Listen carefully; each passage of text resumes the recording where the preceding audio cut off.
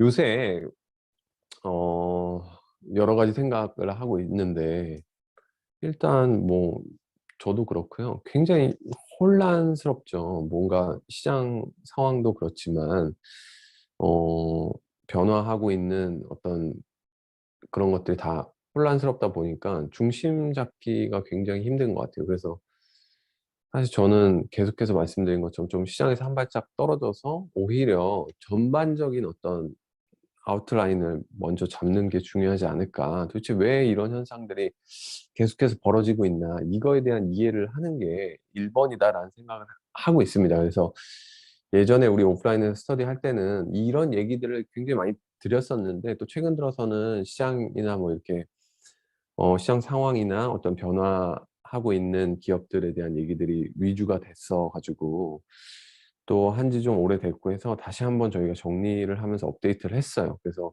여러분도 이 시간에는 한번 뭐 왜 이런 측면이 있을까에 대해서 한번 고민해 보는 시간을 가져보시면 좋을 것 같습니다. 한번 보여주시죠.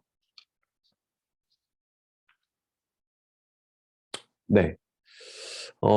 이게 최근 시장의 하락이 20% 가까이 조정이 오면서 S&P는 20%, 그다음에 나스닥 30% 이상 조정이 오니까 이제 베어 마켓에 진입했다. 이른바 기술적 20% 이상은 당연히 베어 마켓에 진입한다라고 뭐 월스트리트에 있는 사람들도 그렇고 국내 이제 여의도에 있는 사람들도 그렇고 그런 소리들을 많이 합니다.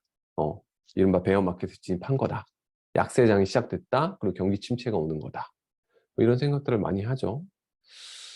그래서 과연 그러냐라는 것들을 찾아보다가 저희가 예전 기록들을 좀 많이 가지고 있다니까요. 데이터들을. 그래서 한번 찾아보는데 유사한 사례들을 많이 찾을 수 있었고 지난번에 저희가 한번 PER 측면에서 본 거에서 2018년 금리 인상 국면에서의 S&P 500하고 지금의 시장 조정 뭐 이런 것도 한번 표로 된 거는 보여드린 적이 있었는데 기억하실지 모르겠습니다. 어쨌든 요번에는 그냥 지수예요. S&P 500 인덱스를 가지고 비슷했던 적이 있을까? 또는 어떤 상황이 있었을까를 한번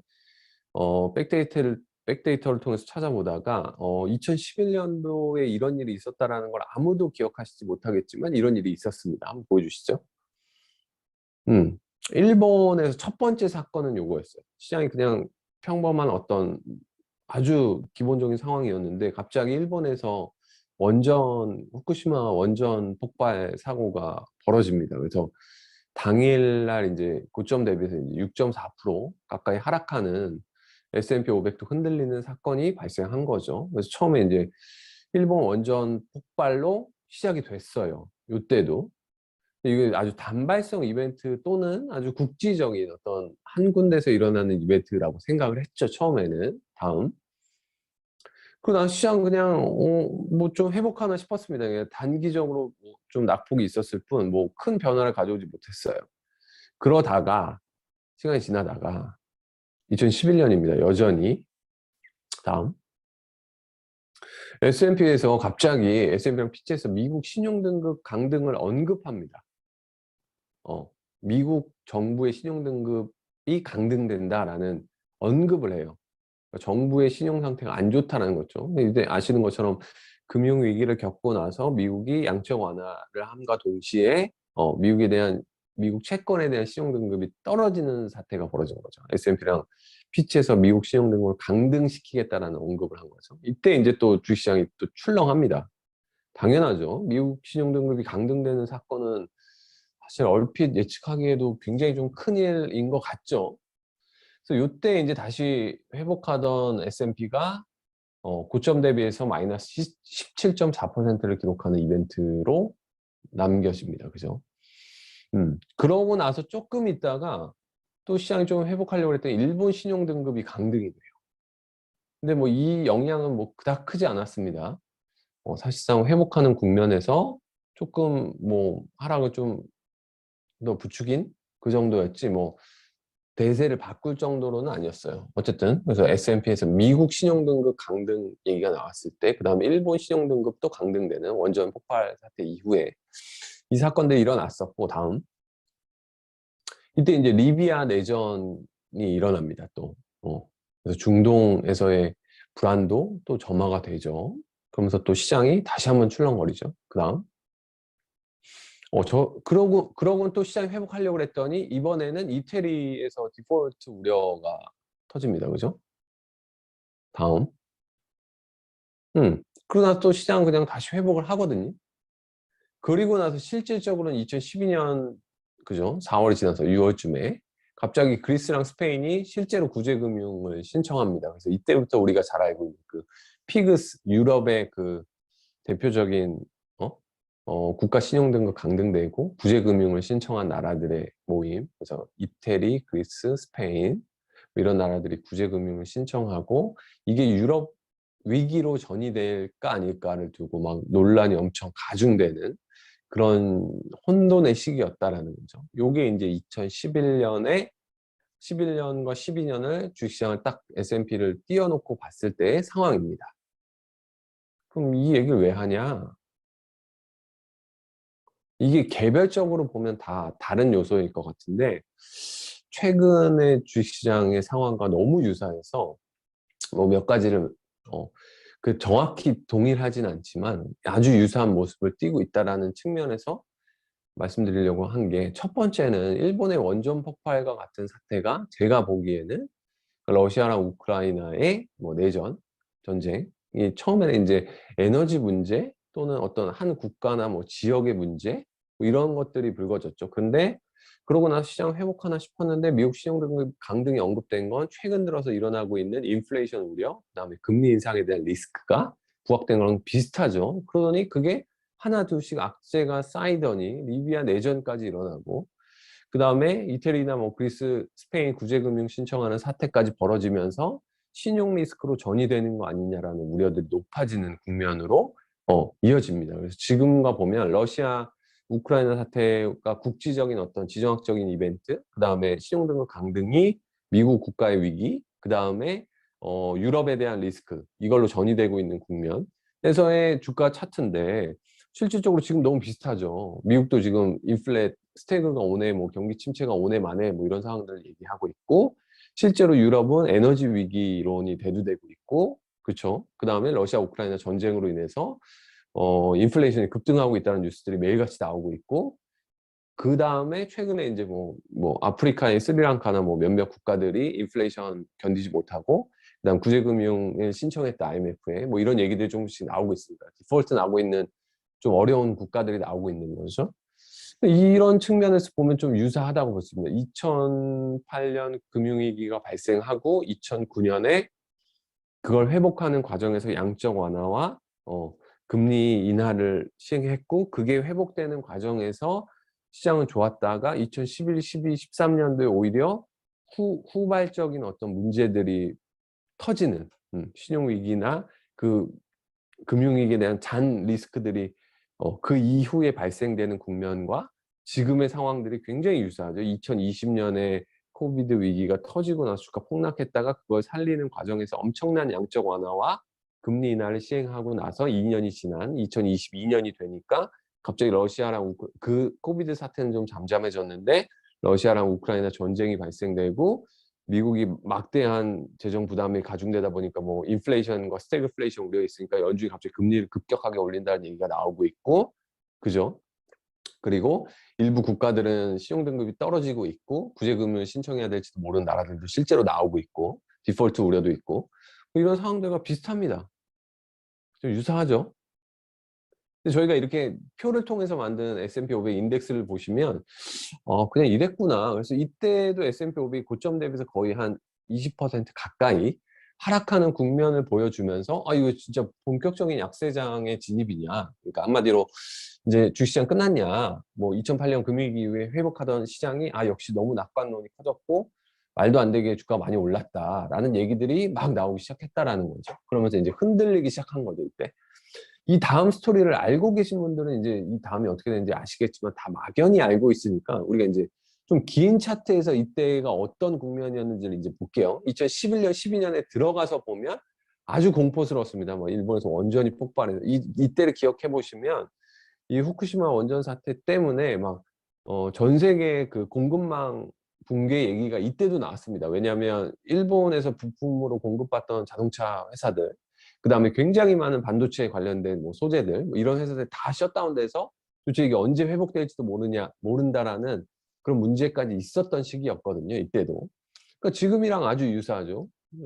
중국이 베이징 봉쇄하면서 공급망 위기가 왔고, 러시아 우크라이나 전쟁이 있고, 신용등도 떨어지고, 그죠? 인플레이션에 대한 우려 있고, 금리 인상한다 그러고, 이게 신용 위기가 지금 전이가 될지 안 될지 사람들은 우려하고 있으니까요. 그러면 쭉 더 넓은 그림에서 한번 보죠. 이 다음의 시나리오들을. 보이세요? 어. 우리가 이제 좁은 그림에서 본 모습에서의 2011년, 2012년이 여러분이 지금 차트에서 보고 있는 저 상단의 앞부분입니다. 보이세요? 이제 저 얘기를 아까처럼 쪼개놓으면 저렇게 된 거예요. 저 사이에 무슨 일이 있었다고요? 저기 이렇게 하락하는 구간이 나왔잖아요. 하락했다가 반등했다가 다시 쭉 쏟았다가 다시 하락했다가 다시 반등하는 저거. 저 국면이 무슨 일이 있었는지 이제 여러분은 보셨으니까 아시겠죠? 아, 저때 처음에 하락은 후쿠시마 원전 사고 폭발이 일어나면서 하락을 했고, 그 다음에 미국 신용등급 강등 때문에 갑자기 주가 급락했고, 그 다음에 이태리 구제금융 신청할 거라는 설이 돌았고, 그 다음에 그리스랑 뭐 실제로 구제금융 신청한다는 얘기가 나왔고, 그래서 유럽 리스크가 전이됐고, 이런 상황이 조 그래프였던 거고, 그 다음 시장은 어떻게 됐죠? 음, 아까 보신 것처럼. 넘어가면 안 되는데. 다시 돌려봐. 어, 이렇게 됐다라는 거죠. 어. 물론 2011년에서 12년까지는 엄청난 공포와 함께 저는 고점 대비 S&P 500이 20% 하락하는 국면을 맞았었으나 2012년 바닥을 찍고 나더니 14, 15, 16년도까지 그냥 대세 상승하는 국면이 이어지다가 2015년 말부터 조금 휘청휘청 하다가 또 2017년부터 또 대세 상승하고 도대체 어디까지 간 거예요? 저 2018년까지 끄는 건데도 저만큼이. 그다음 2019, 20, 21, 22까지 하면 이제 더 날라갔죠. 더 높이 날라갔어요. 더 많이. 그러니까 그 얘기를 왜 하고 싶으냐. 뒤에서 뉴스를 통해서도 보시겠지만 이렇게 너무 가까이 줌인을 해서 보고 있으면 지금의 상황이 굉장히 공포스럽게 느껴지는 거 플러스 아주 심각한 위기가 발생한 것처럼 느껴지고 실제로 경기 침체 플러스 스태그플레이션이 발생할 것 같고 미국은 연준은 계속해서 금리를 인상한다고 얘기하고 있고 소비는 안 되고 나스닥 및 뭐 미국 시장이 막 박살나고 있고 코인 시장도 붕괴되고 있는 것 같고 부동산 시장까지도 흔들흔들 한다고 하니까 불안감이 가중이 되는 거죠. 실제로 그럴 수도 있습니다. 그죠? 우리는 약세장을 경험하지 않았다고 얘기하니까 자꾸 10년 동안 오는 약세장이 오면 어떡할 거냐 뭐 이런 얘기들 할 수도 있습니다. 한번 보시죠 또. 요거 이제 나스닥이요. 아까 보신 것처럼 2011년도에 S&P 500의 상황하고 최근하고의 유사성에 대해서 말씀드리려고 하는 건데 얼마나 비슷한지에 대해서 보시죠. 고공행진하던 나스닥이 갑자기 이제 주춤거리기 시작합니다. 이벤트가 발생하죠. 뭐 작년 말 11월, 10월을 고점으로 해서 뭔가 크랙이 발생하기 시작합니다. 네. 뭐죠? 그래서 이렇게 빠지고 있죠, 지금. 인플레에 대한 우려가 터지고, 우크라이나 러시아 전쟁이 터지고, 미국 연준에서 금리 인상이 계속해서 이루어질 거라는 전망이 나오면서 또 주식시장을 하락시키고 있고, 그 다음에 뭐 우리가 알고 있는 루나 사태가 터지면서 그게 또 주식시장에 영향을 주면서 자산시장 전체에 대한 어떤 리스크로 부각되고 있죠. 다음. 음. 또 이런 일련의 사태들이 계속 일어나고 있다는 거죠. 중국 상해 봉쇄가 일어나고 있고, 그죠? 미국 CPI가 41년 만에 최고치여서 뭐 인플레 한마디로 스태그가 온다라는 거에 막 사람들이 지금 어마어마한 공포에 막 떨고 있죠. 그럼에도 불구하고 연준의 지속적인 금리 인상 우려로 시장은 고점 대비해서 29.85% 거의 30% 가까운 하락을 했죠. 나스닥이 우리 그때 확률로서도 봤잖아요. 나스닥 시장이 30% 빠지는 일이 얼마나 일어나기 힘든 일인지. 근데 일어났죠. 맨날 일어나죠. 그죠? 코비드 때도 그러더니 100년 만에 오는 위기가 왜 이렇게 많이 오는 거야? 난 40년밖에 안 살았는데 왜 100년 만에 오는 위기라는 것들이 뭐 3, 40년에 한 번씩 오는 나스닥의 30% 조정 뭐 이런 게 왜 이렇게 자주 오는 거야? 뭔가 이상하죠. 그러니까 외부에서 좀 바라볼 필요가 있다는 거예요. 자꾸 시장에 오리엔트 돼가지고 막 올라가네 내려가네 지금 이게 맞네 틀리네 뭐 이런 생각들을 하기보다는 비슷한 시점들을 좀 생각해보고 이런 일이 왜 발생하고 있으며 아니 변동성은 어쩔 수 없다라고 치자고요. 그리고 좀 더 외곽에서 보면 이런 일들이 왜 발생하고 있는지에 대해서 우리가 기본적으로 아웃라인을 그릴 수 있어야 아니 뭐 대응을 하든 아니면 뭐 이게 버블인지 아닌지에 대한 얘기를 하든 뭐 이런 생각들을 할 수 있으니까요. 어쨌든 되게 비슷합니다. 그때랑 잘 가고 있다가 갑자기 처음엔 국지적인 사태, 우크라이나 러시아 전쟁, 그다음에 금리 인상에 대한 문제, 그게 미국 신용등급 강등에 대한 리스크였고 중국 상해 봉쇄가 일본의 후쿠시마 원전 사태로 지금은 대변될 수 있고 CPI 41년 만에 최고치 인플레이 현실화되면서 금리 인상한다는 게 그때는 신용위기로 전염되는 유럽 리스크 뭐 이렇게 보자면 양태는 좀 다르지만 조금 다른 이슈인 것 같지만 시장이 빠지는 리스크는 굉장히 비슷해요. 그죠? 근데 우리 기억이 거의 잊혀졌죠. 그때 일들이 원전이 언제 터졌었지? 그 다음에 그런 일들이 어떤 위기로 다가왔지? 뭐 이런 것들에 대해서 기억하시는 분들 별로 없잖아요. 그러니까 그때 충격이 뭔가 엄청난 것처럼 그 당시에 느껴졌겠지만 또는 생업에 종사하시느라고 잘 못 느끼셨을 수도 있겠지만 실제로 시장에 임하던 사람들 기억 속에는 뭐 뇌리 박힐 정도의 하락은 아니었던 거죠. 그냥 뭐 그래 한 20%의 조정이었구나라고 하고 2012, 13년, 14년을 거치면서 시장은 완만한 회복과 함께 고점을 그냥 넘어버리는 상황이 이어졌다라는 거죠. 근데 그게 2008년 금융위기 이후의 사태니까 그때도 V자 반등하고 나서 쭉 가던 국면에서 고점이냐 아니냐 이게 회복이 된 거냐 아니냐에 대한 논란이 있었는데 지금도 코비드 이후에 계속해서 시장이 확장되어 오는 국면에 갑자기 터진 몇몇 이벤트들을 가지고 수습하는 과정에서 자 이제 스태그냐 아니냐 경기 침체냐 아니냐 뭐 이런 얘기들 하고 있다라는 거죠.